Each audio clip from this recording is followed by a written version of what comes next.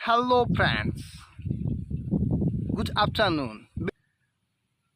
So, we will now practice some sentence that we use daily in our life.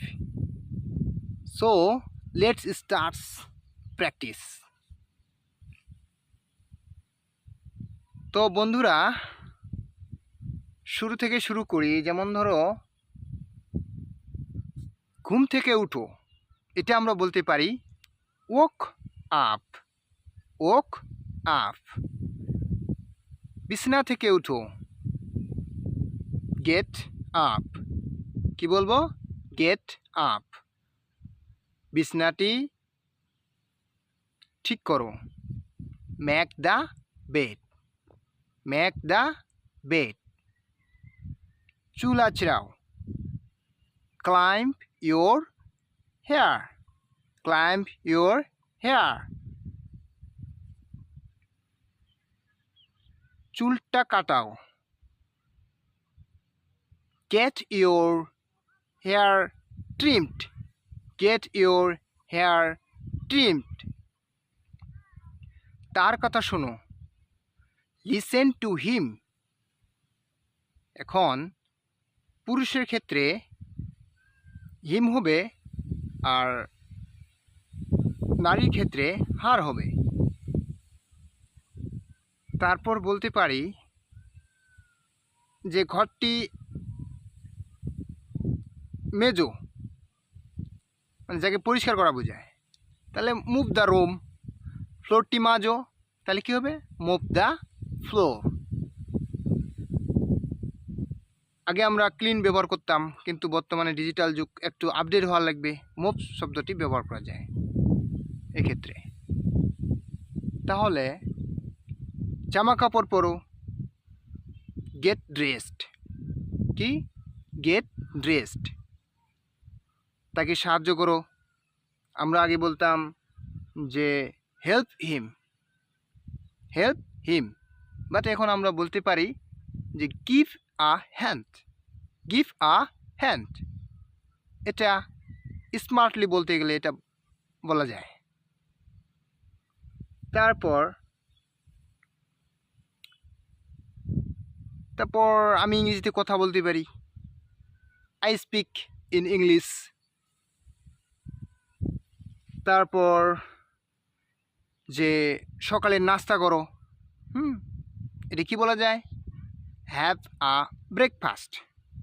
Have a breakfast, মানে কাউকে জোরভাবে বলাকে এভাবে বলা যায় আর কি। তারপর যদি বলা হয় ডিনার করো বা রাত্রে খাবার করো, have a dinner. Have a dinner. তারপর সময়ের মধ্যে কাজ করো, সময়ের মধ্যে কাজটি শেষ করো, finish your work in time.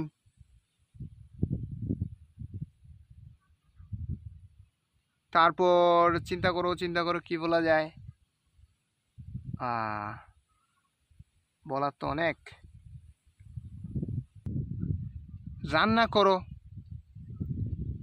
রাতের রান্না করো, কুক দ্য ডিনার। সকালে রান্না করো, তাহলে কুক দ্য ব্রেকফাস্ট।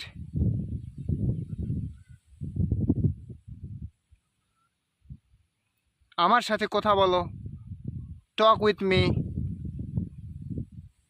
আরও কিছু ওয়ার্ড আছে আমরা ব্যবহার করতে পারি, যেমন বেস, ওয়েল ডান। কোনো কাজকে উৎসাহ প্রদান করার জন্য আমরা বলতে পারি well done.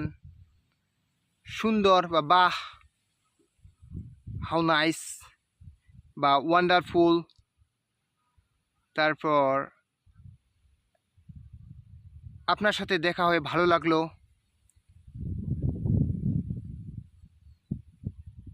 It's my pleasure. আবার দেখা হবে, নাইস টু মিট ইউ। আমরা সকাল 6টা থেকে 12টা পর্যন্ত, দুপুর 12টা পর্যন্ত আমরা গুড মর্নিং বলি। আবার 12টার পর থেকে 4টা পর্যন্ত, বিকাল 4টা পর্যন্ত আমরা গুড আফটারনুন বলি। আবার 4টার পর থেকে সন্ধ্যা অবধি আমরা বলতে পারি গুড ইভিনিং। কিন্তু রাতে অনেক সময় কথা বলা শেষে গুড নাইট বলে, কিন্তু এটা ভুল। গুড নাইট বলতে হবে যখন রাতে ঘুমানোর আগে গুড নাইট বলে। তো আমরা সেক্ষেত্রে গুড বাই ব্যবহার করতে পারি কাউকে দেখার শেষে, রাতে বা কথা বলার শেষে। তারপর আমরা বলতে পারি, যেমন ধরো কোনো দুঃখজনক কোনো কিছু চোখের সামনে ঘটলে আমরা বলতে ওফ, তাহলে এটি বলে যে ও মাই গড, ও মাই গড। তারপর ঈশ্বর তোমার ভালো করুক, গড ব্লেস ইউ, আশীর্বাদ করুক। তারপর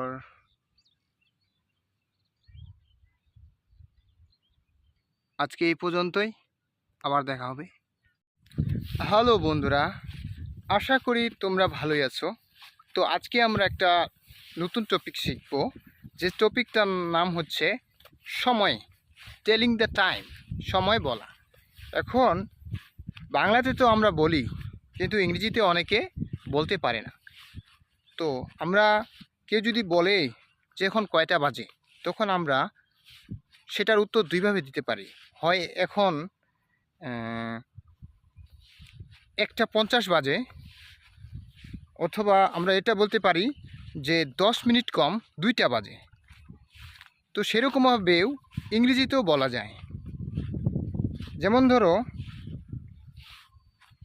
পূর্ণ, যেটা পূর্ণ সংখ্যা, যেমন 1 2 3 4 5 6 ডট ডট, এটা আমরা বলতে পারি 1টা বাজলে, 1টা যদি বাজে তাহলে বলতে পারি ইটস 1 o'clock। 4টা বাজলে ইটস 4 o'clock। 9টা বাজলে ইটস 9 o'clock। এখন যদি 1:50 বাজে, তাহলে আমরা এই কথাটা দুইভাবে বলতে পারি। একটা বলতে পারি ইটস 1:50, মানে 1:50। আর অন্যদিকে আরেকভাবে বলা যায় যে ইটস 10 to 2, মানে 10 মিনিট কম 2টা। It's 10 to 2। তো এখানে 2টা উচ্চারণ হওয়ার কারণে কনফিউজ হইতে পারে। তো অন্য ক্ষেত্রে বলি, যদি ধরো এখন 1:15 বাজে, তাহলে আমরা এটা কীভাবে বলতে পারবো? It's 1 past a quarter।